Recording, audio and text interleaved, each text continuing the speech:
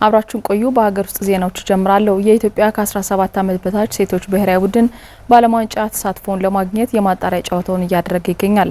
ባለፈው ሳምንት በሁለተኛው ዙር የማጣሪያ ጨዋታ የብሩንዲያቸውን አዲስ አበባ ላይ ገጥሞ በሊዲያ ኢያሱ 2-1 ማሸነፉ ይታወሳል። በሁለተኛው ዙር ማጣሪያ ከብሩንዲ ጋር ዛሬ የመልስ ጨዋታውን ቡጁምቡራ በሚገኘው ኢንትሮዋሪ ስቴዲየም ቀን 10 ሰዓት ላይ ይከውናል። የመጀመሪያ ጨዋታውን 2-1 ያሸነፈው የኢትዮጵያ ብሔራዊ ቡድን የተሻለ እድል ይዞ ወደ ሜዳ ይገባል። የዛሬውን ጨዋታ የሚያሸንፈው ብሔራዊ ቡድን በመጨረሻ የማጣሪያ ውድድር የዛምቢያንና ዲሞክራቲክ ኮንጎን አሸናፊ የሚገጥም ይሆናል።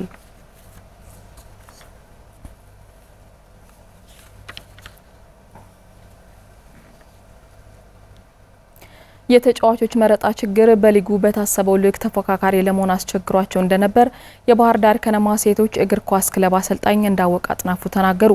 አሰልጣኙ በሚቀጥለው የውድድር ዓመት ከተማዋንና ክለቡን የሚመጥን ቡድን ለመስራትና ለመፎካከር እቅድ እንዳላቸው ገልጸዋል። ተጨማሪ ያለን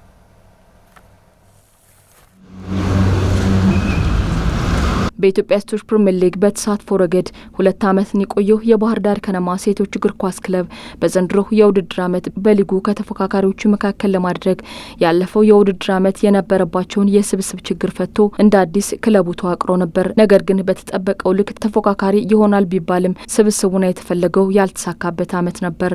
የክለቡ ዋና አሰልጣኝ እንዳወቀ አጥናፉ ቲሞን አሁን በየዲፓርትመንቱ ከፋፍለሽ ታዩ የተሻለ ዲፓርትመንት ያለው ተከላካዩ ነው። ከተከላካዩ ከዛም አማካዩ ፊት መስመር ላይ የተያዙት ልጆች እጅግ በጣም ከሌሎች ክለቦች ጋር ስታነጻጽራቸው በጣም የወረዱና የሚፈለገውን ነገር ሰርተው ውጤታማ ሊያደርጉን ያልቻለው ዲፓርትመንት የፊቱ ዲፓርትመንት ስለሆነ ብዙ ጊዜ ተቸገርነውና ውጤት ይዘን እንዳልመጣም ያደረገን የፊቱ መስመር ነውና የተያዙት ልጆች ትንሽ ያቅም ማነስም አለባቸው ፊት መስመር ላይ። የየወን ንግስቶቹ በ3 አሰልጣኞች እየተመሩ ያሳልፉበት የዘንድሮ የውድድር ዓመት ላይ በመጀመሪያው አሰልጣኝ ሰርካዲስ ሱነቱ አንድ ጨዋታ ብቻ ቡድኑ ሲያሸንፍ ምክትል አሰልጣኙ ዘመኑ ታፈረ እየመራ ደግሞ 2 ጨዋታዎችን አሸንፏል። አሁን ተረኛው አሰልጣኝ እንዳወቀ አጥናፉ ደግሞ 4 ጨዋታዎችን አሸንፏል። በጥቅሉ 7 ጨዋታዎች በ3 አሰልጣኞች ያሸነፈው የባህር ዳር ከነማ ሴቶች እግር ኳስ ክለብ ካለፈው ዓመት አንጻር የተሻሉ ነበሩ። ልጆቹ ትንሽ በአካል ገዘፍ ያሉም ነበረ። ስመጣኔ የሰረከባቸው እነሱ ማስተካከል ግድ ያስፈልግ ነበረ። በስነ ልቦና ትንሽ ደከም ብሎ የሚያገኘዋቸው ነበርና በነበሩን የዝግጅት ወቅቶቹ ላይ የተሻለ ነገሮችን ዝግጅት ሰርተን ቲሙ ራሱ ማስተካከለን ቲም ኮኦርዲኔሽን ሰርተን ልጆችን የመጫወት ፍላጎታቸውን ከፍተኛ እንዲሆን አድርገን የተለያዩ ባለሙያዎችንም ጋብዘን የኒውትሪሽን ባለሙያም የሳይኮሎጂ ባለሙያም ጋብዘን ትምህርቶችን ሰጠን ጥሩ ነገር ለመስራት ተንቀሳቅሰናል ብዬ አስባለሁ። ውድድሩም ከተጀመረ በኋላ ሁለተኛው ዙር ጨዋታው ከጨዋታ ቲሙ እየተቀየረ የቲም ኮኦርዲኔሽኑ ያልሸነፍ ባይነቱ የተሻሻለና ውጤቶቹን ሌላ በተወሰኑ መልኮች ያስተካከለና ብንሸነፍም በጠባብ ውጤት ሉዝ ያደረግናቸው ስላሉ ሁለተኛው ዙር ለኛ መልካም ነው ብዬ አስባለሁ። እንዲያም ሆኖ ዘንድሮ መፎካከር ያልቻሉበትን የስብስብ ችግር ለመፍታት ከክለቡ ሰዎች ጋር በመነጋገር በሚቀጥለው የውድድር ዓመት ከተማዋንና ክለቡን የሚመጥን ክለብ እንደሚሰራም ነው አሰልጣኝ እንዳወቀ አጥናፉ የገለጹት። ምንድነው ባህር ዳር ከተማ ተሞክሮም ያለው ትልቅ ቲምም ነው፣ ለሌሎችም ሞዴልና አሪያ የሚሆን ቲም ነውና ዘንድሮም ቢሆን በተጫዋቾች ዝውውር መስኮቱ እንደተከፈተ ነው ባለኝ ኢንፎርሜሽን ተጫዋቾችን ያስፈረሙት። ያም አሁን በሚቀጥለው ዓመት ይቀጥላል ብዬ አስባለሁኝና ቀድሞ ልጆችን የማስፈረም የመልመል ጉዳይ ችግር ያለበት ብዬ አላስብም።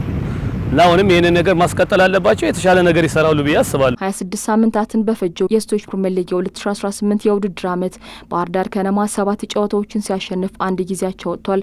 በ18 ጨዋታዎች ተሸንፏል። 17 ግቦችን በሌሎች ክለቦች ላይ ሲያስቆጥር 36 ግቦች ተቆጥረውበት በ22 ነጥብ 10ኛ ደረጃን ይዞ ማጠናቀቁ ይታወሳል። በሲቢኢ የኢትዮጵያ ፕሪሚየር ሊግ 34ኛ ሳምንት መርሃ ግብር ትላንት ሲከወን ሸገር ከተማ ፋሲል ከነማን 1-2 አሸንፏል። በአዳማ ሳይንስና ቴክኖሎጂ ዩኒቨርሲቲ ስቴዲየም በተከናወነው ጨዋታ ሸገር ከተማ 1-2 ሲያሸንፍ በፍጹም ቅጣት ምት ሄኖክ አዱኛ ግቧን አስቆጥሯል። ሸገር ድሉን ተከትሎ ነጥቡን ወደ 43 አሳድጓል። ፋሲል ከነማ በአንጻሩ በ46 ነጥብ ወደ 8ኛ ደረጃ ተንሸራቷል።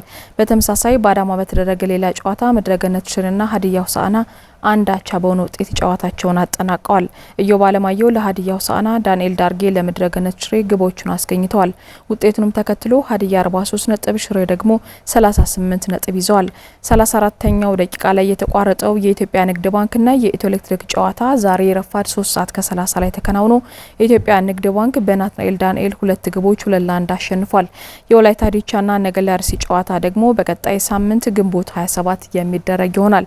ሊጉ ዛሬም ሲቀጥል መቀሌ ሰባ እንደርታ ከባህር ዳር ከነማ ቀን 10 ሰዓት ላይ ይጫወታሉ። ባለፈው ሳምንት ከመቻል ጋር ነጥብ የተጋሩት የጣና ሞገዶቹ ዛሬ ወራጅ ላይ የሚገኘው መቀሌ ሰባ እንደርታን ለማሸነፍና ነጥባቸውን አሳድገው ወደ 7ኛ ደረጃ ከፍ ለማለት ጨዋታቸውን ይከውናሉ። መቀሌ ሰባ እንደርታ ካለበት ወራጅ ቀጠና ለመውጣት ባህር ዳር ከነማን እንደሚፈትን ነው የሚጠበቀው።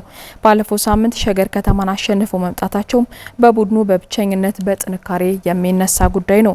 የሊጉ መሪ ሲዳማ ቡና ከደቂቃዎች በኋላ 7 ሰዓት ላይ ከአዳማ ከተማ ጋር ይጫወታል። ወልዋሎ ዓዲግራት ዩኒቨርሲቲ ከኢትዮጵያ መድን 10 ሰዓት ላይ ጨዋታቸውን ያከናውናሉ። በአዲስ አበባ ስቴዲየም እንዲከናወኑ መርሃ ግብር የወጣላቸው ጨዋታዎችም በአበበ ቢቂላ እንደሚደረጉ የፕሪሚየር ሊጉ አክሲዮን ማህበር አስታውቋል።